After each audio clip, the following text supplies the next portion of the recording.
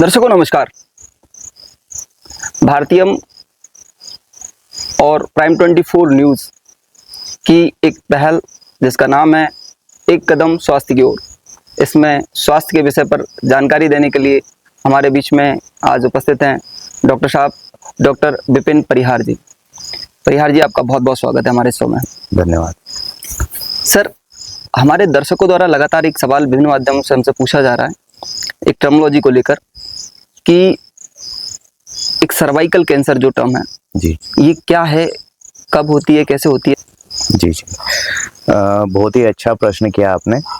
Cervical cancer जो है ये भारतीय महिलाओं में दूसरा सबसे ज़्यादा कॉमन कैंसर है। जी। पहला जो है वो ब्रेस्ट कैंसर है, उसके बाद में सर्वाइकल कैंसर सबसे ज़्यादा कॉमन है। ओके। इसके होने के मल्टीपल कारण और रिस्क फैक्टर हो सकते हैं। इसका जो एक मुख्य कारण है वो एक वायरस है, HPV virus, human papilloma virus, उसकी वजह से होता है। तथा उस वायरस के लिए जो प्रेडिस्पोजिंग फैक्टर्स रहते हैं या जो रिस्क फैक्टर है उसमें early age of sexual activity आ सकता है, उसमें मल्टीपल सेक्सुअल पार्टनर्स आ सकते हैं, उस रीज़न से हो सकता है। जो भी चीज़ जो उस वायरस के लिए जेनेटिक ट्रेट को एक्सपोज करे वो सारे कारण इसमें समा सकते हैं। तो डॉक्टर साहब, इसको कैसे मतलब समझा जा सकता है? क्या सिम्टम्स है इसके, क्या लक्षण हैं? कब किसी महिला को ये इस विषय में जागरूक होना चाहिए कि सर्वाइकल कैंसर के उसको लिए मतलब जांच के लिए जाना चाहिए? जी देखिए, इसमें बात लक्षणों की नहीं है, इसमें बात ये है जागरूकता की। ओके। पहली बात ये है कि जैसे हमारे यहाँ एक ICMR की गाइडलाइन है जिसके अनुसार हम 21 साल की उम्र से महिला में इस सर्वाइकल कैंसर को डिटेक्ट करने के लिए एक स्क्रीनिंग टेस्ट कराते हैं। जी। स्क्रीनिंग टेस्ट वो टेस्ट होते हैं जिसमें हम एक सस्पेक्टेड एज ग्रुप में बीमारी होने से पहले ही उसका पता लगाने के लिए हम जो इन्वेस्टिगेशन कराते हैं उनको हम स्क्रीनिंग टेस्ट बोलते हैं। ओके। इसमें मुख्य रूप से दो जांचें होती है, एक होती है पेप स्मीयर की जांच और एक होता है HPV DNA, जिस वायरस के बारे में हमने अभी बात करी थी, HPV वायरस, उसके DNA को टेस्ट करते हैं। ओके। तो ये दो जांचें करवाते हैं। इसके लिए एक गाइडलाइन है जिसके हिसाब से कौन से एज ग्रुप में आपको जांच करवानी है। जैसे कि जब महिला 21 साल की हो जाती है उस समय से आपको जांच कराना शुरू करना है हर 3 साल में। उसके बाद में जैसे 21, 24, 27 और 30, ऐसे हर 3 साल में आपको जांच करानी है।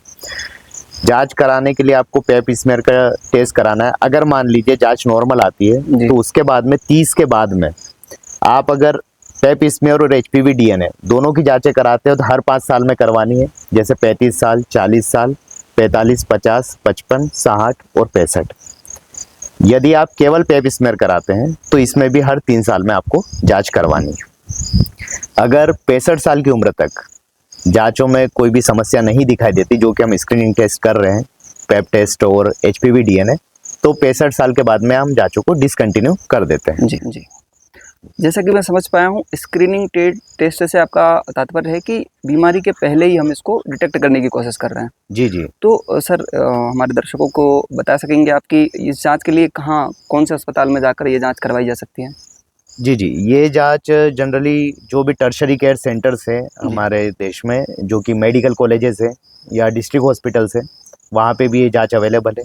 ये प्राइवेट सेटअप में भी ये जांच होती है। सरकारी अस्पतालों में ये जांच फ्री ऑफ कॉस्ट होती है।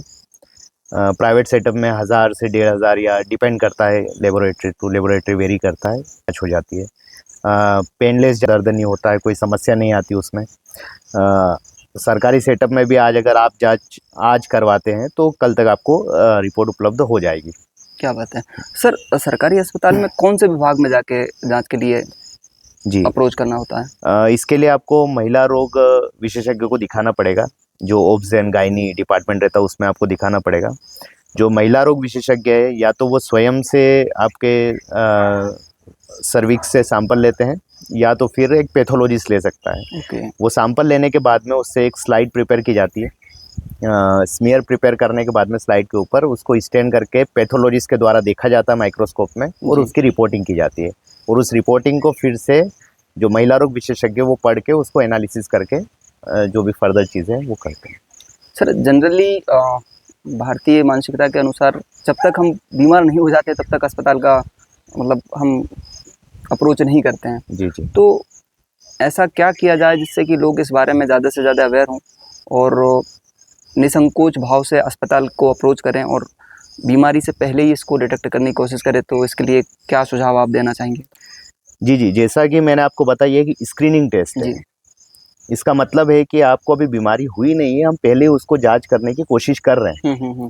तो आप अगर सिम्टम्स होने का वेट करेंगे तो तब तो वो फिर बात देर हो बिगड़ चुकी जाएगी। होगी तब तो इसीलिए हमने जो सस्पेक्टेड एज ग्रुप है कि 21 साल के बाद से आपको जांचें करवानी है, तो महिला मान लीजिए एक महिला है 24 साल की है, वो पूर्ण रूप से स्वस्थ है, लेकिन वो उस एज ग्रुप में आ रही है जिसमें कि स्क्रीनिंग टेस्ट करवाना है, तो उसको बेशक जाना चाहिए।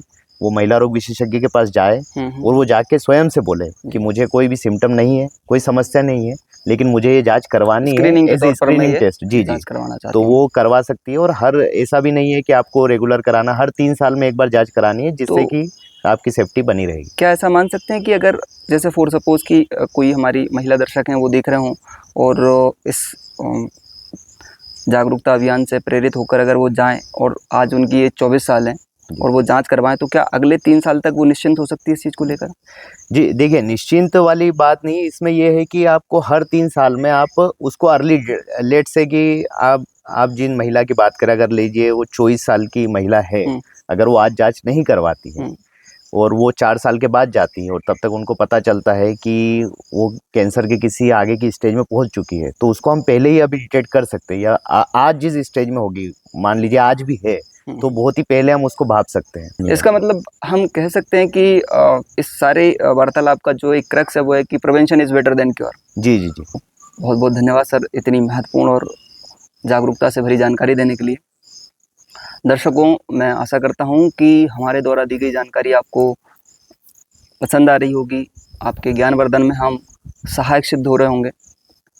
आप इस वीडियो को देखिए और आप सभी से निवेदन है, क्योंकि हमारे देश की आधी आबादी महिला है और ये रोग जब हो जाता है तब बड़ी कठिनाइयों का सामना करना होता है। तो हमारी जिम्मेदारी बनती है हर उस एक व्यक्ति तक इसको पहुंचाने की जिसको इस टेस्ट की ज़रूरत हो सकती है। जैसा कि सर ने बताया, लगभग ज़रूरत सभी को है, चाहे वो बीमार हो या ना हो, क्योंकि prevention is better than cure. और आप स्वयं भी अपने घर परिवार में अपनी बहन, बेटी, बीवी जो भी हो उनके लिए इस जांच के लिए प्रेरित करें। आज ही अस्पताल जाएं। और सबसे बढ़िया बात, भारतीय सरकार के प्रोग्राम के तहत ये निःशुल्क उपलब्ध है और बीमारी से बचें। और सबसे बड़ा फ़ायदा होता है कि किसी भी जांच को जो है अर्ली स्टेज पे अगर डिटेक्ट कर लिया जाता है तो उसका जो ट्रीटमेंट है वो बहुत इफ़ेक्टिवली और बहुत फास्ट रिकवरी की जा सकती है। तो मैं बहुत बहुत धन्यवाद देना चाहूँगा एक बार फिर से सर का। बहुत बहुत धन्यवाद सर आपका इस बेहतरीन जानकारी के लिए।